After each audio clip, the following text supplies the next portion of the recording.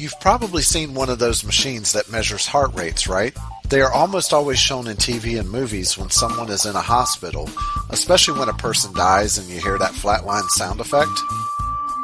If you use one of those machines to look at the heart rate of a person who is resting, you should notice that each heart palpitation occurs at a consistently steady and regular pulse. We call this a heartbeat. When a person has an irregular heart rate, it is called cardiac arrhythmia. Notice what arrhythmia sounds like. Rhythm. Beat and rhythm are terms that we use in music as well. If you keep in mind the medical application of these words, it can help you remember what beat and rhythm mean when applied to music. Many people use beat when they mean rhythm and vice versa.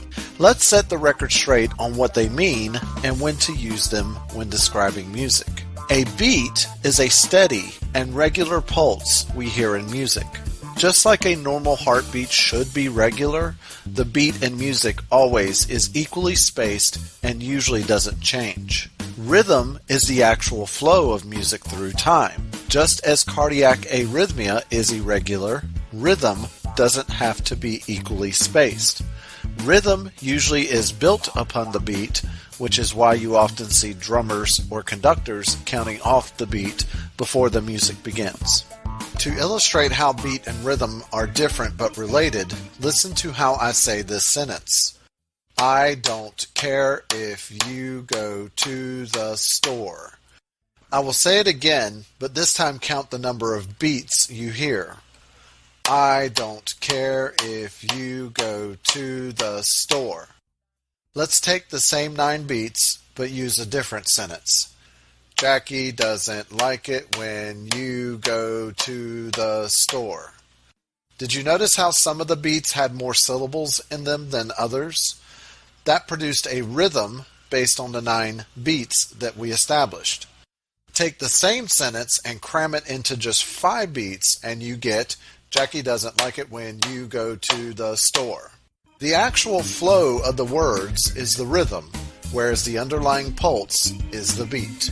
Be sure to like and subscribe for more music-related videos, and as always, thanks for watching.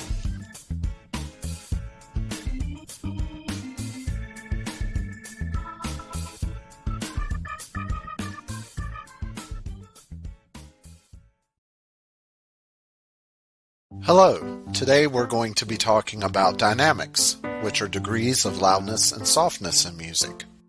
They are indicated using the following symbols. Piano means soft. Mezzo piano means medium soft.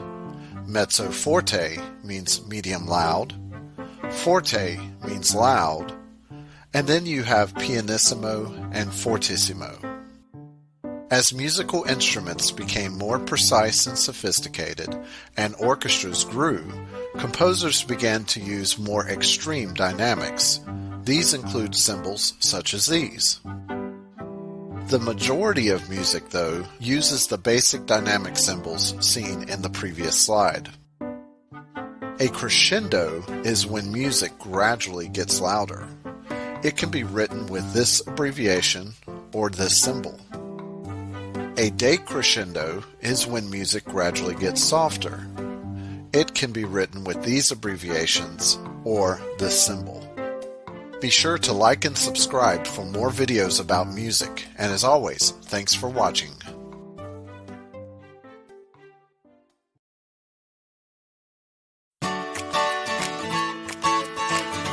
Hello and welcome to musictutorial.in. In today's lesson, we'll be learning about pitch, harmony, melody, and musical alphabets.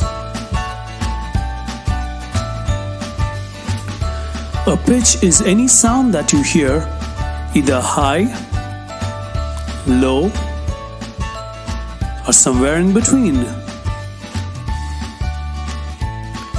And now, let me give you an example. Melody. This is in between melody and low. Melody. Low can be very low. Low can be very you just heard was 3 different melodic pitches coming together at the same time. When more than 2 pitches come together at the same time, we call that a harmony. And when several pitches come together in a linear progression, we call that a melody. Now let me give you an example of what a melody is. Can you hear the bell playing the melody?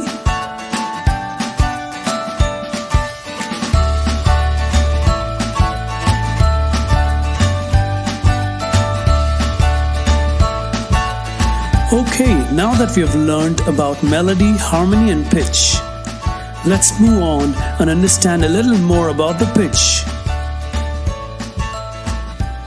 Every pitch that you hear has been given a unique name, and can you guess what these names are?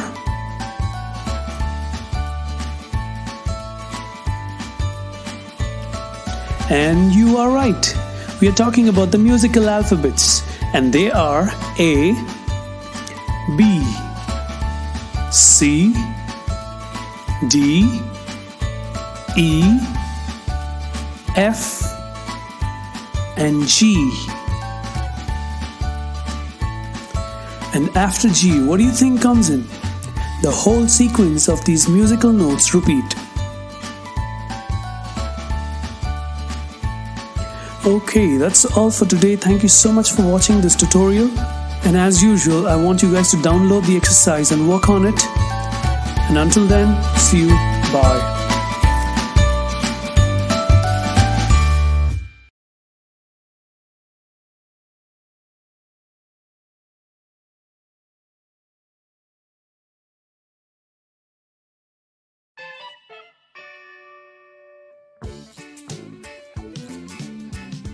Welcome to Mr. Townsend's video tutorial.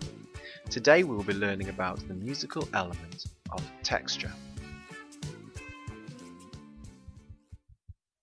There are 3 main textures that you need to be aware of in A-level performance studies: monophonic, homophonic and polyphonic, the latter of which is sometimes referred to as polyphony.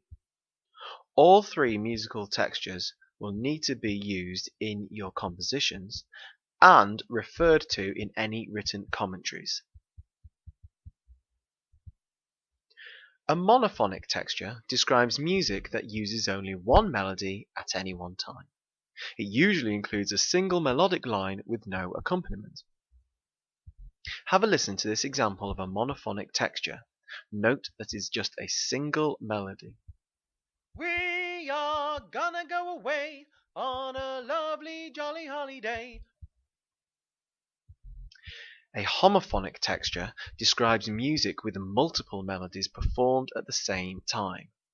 Each melody may have different pitches, but they must all have matching rhythms. Have a listen to this homophonic texture. You will notice that the top line is the same as in the previous example, whereas the bottom line, performed simultaneously, has the same rhythms but different pitches. We are gonna go away on a lovely jolly holiday. A polyphonic texture also describes music with multiple melodies performed at the same time. Each melody should look and sound different. Have a look at this polyphonic texture. You'll notice once again the top line is the same as in the first example, but the second and third parts are all different melodies with different pitches and completely different rhythms. We are gonna go away on a lovely jolly holiday. So, to summarize, a monophonic texture has one single melody line and is usually unaccompanied. By contrast, a homophonic texture can have 2 or more melodies. It has different pitches and identical rhythms. A polyphonic texture has 2 or more melodies, different pitches, but this time different rhythms. This concludes the end of our video tutorial.